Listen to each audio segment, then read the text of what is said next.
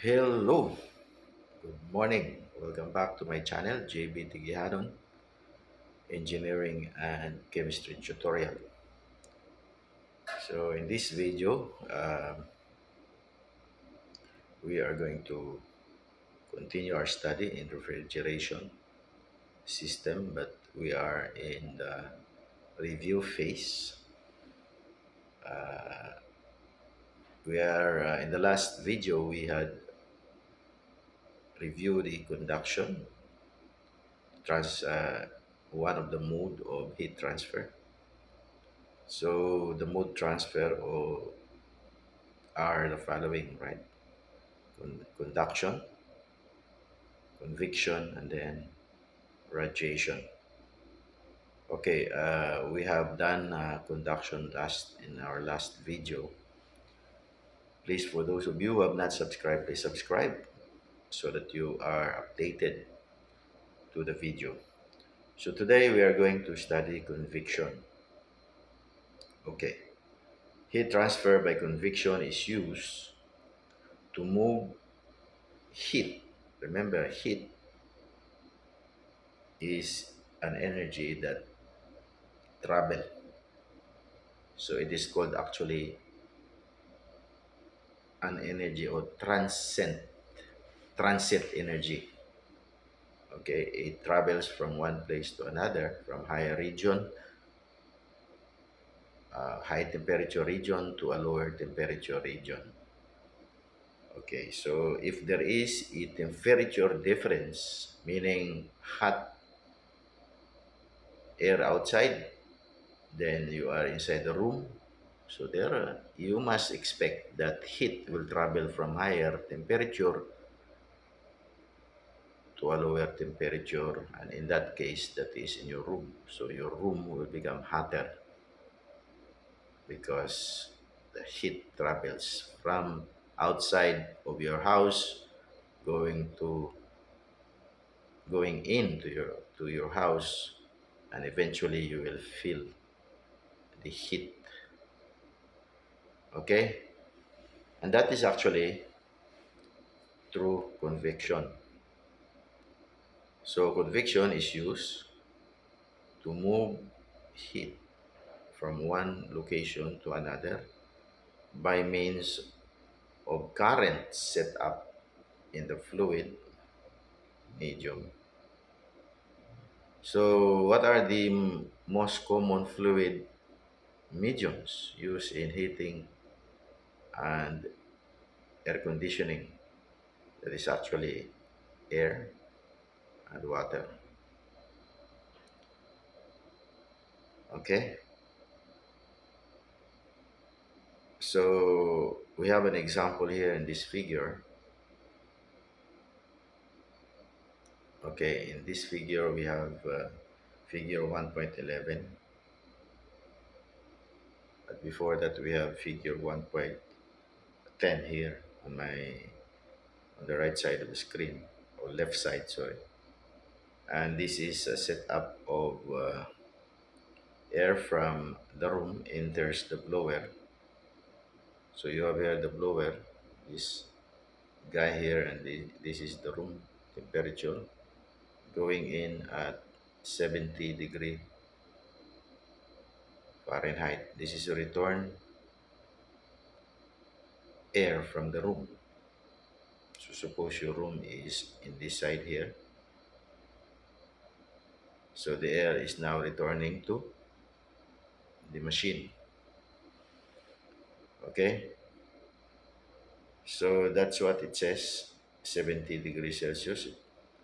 The blower, this is the blower. Blower is just a type of fan, no, that increases the pressure and blow the air. So the blower forces the air across the hot exchanger, or sorry, yeah, hot heat exchanger, and out into the structure at 130 degree Fahrenheit. Okay, this is what it says here, right? And this is actually a very nice setup here. You have a blower,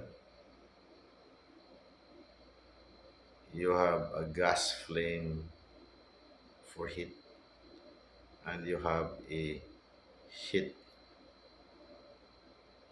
exchanger, and then you have 130 degree supply air to a structure. So you are supplying a hot air to a structure.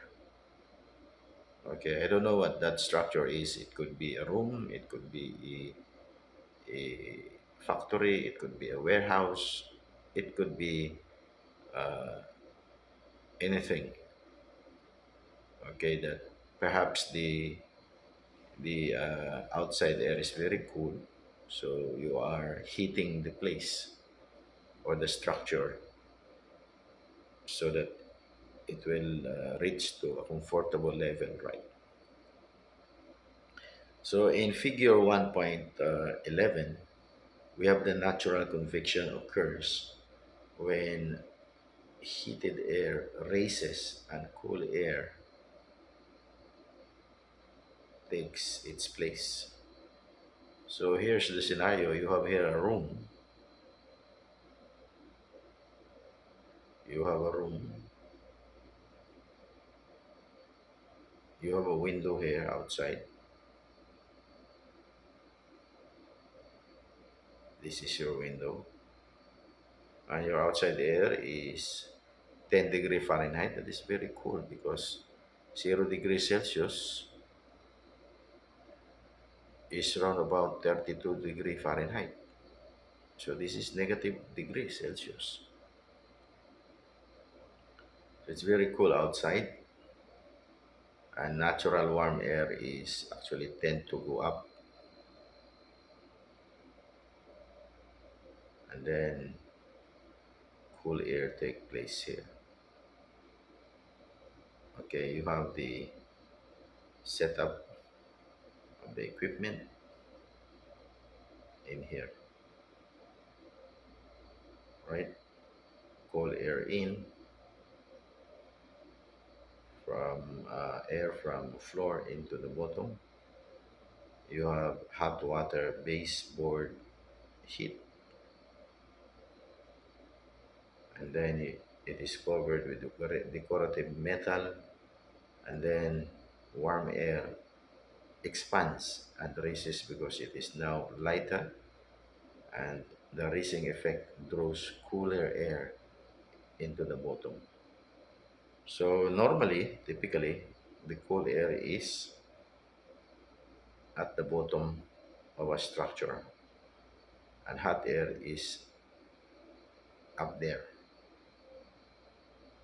because cool air is heavier and warm air is lighter. Okay,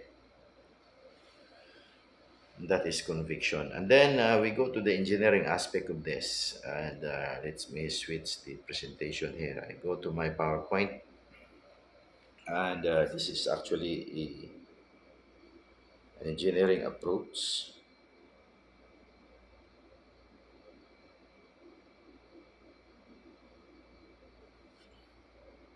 And this is conviction. Okay, and this is from my lecture in thermodynamics. Okay, here we have conviction. Heat transfer exists when energy is transferred from solid surface to a fluid in motion. Okay, fluid in motion. Fluid could be air, fluid could be liquid. Okay,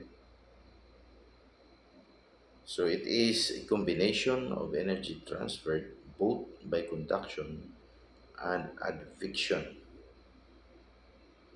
Okay, conduction and advection is what we call convection. So, what is energy transferred due to the bulk motion of the fluid? Therefore, if there is no fluid motion, there is no convection heat transfer. Okay? So convection expressed in terms of temperature difference. So whenever you say temperature difference, that is delta T, change of temperature. Okay, that is delta. That is the driver, okay, between the bulk fluid and the temperature of the surface. So we have Newton's law of cooling, right? So Q, or heat transfer, U2, convection, is equal to H sub C.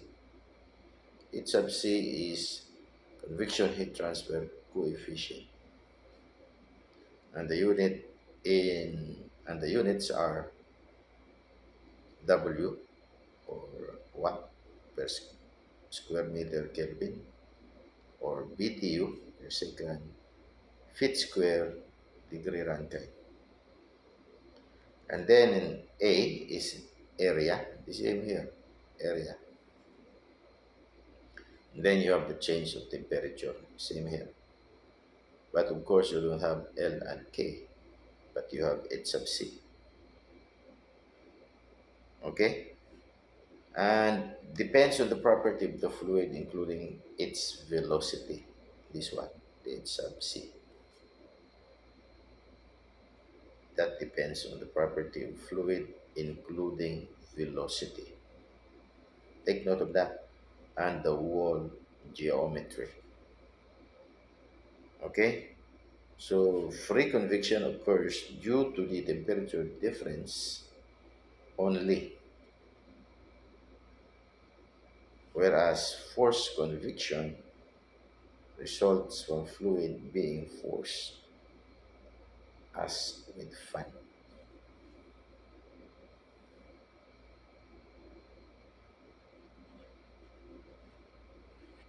Okay, so that is a good note, and we that's all for today. Uh, Heat transfer by convection. For those of you who have not subscribed, please subscribe. JBTeguihanon Engineering and Chemistry Tutorial. That's all for now. Bye. God bless.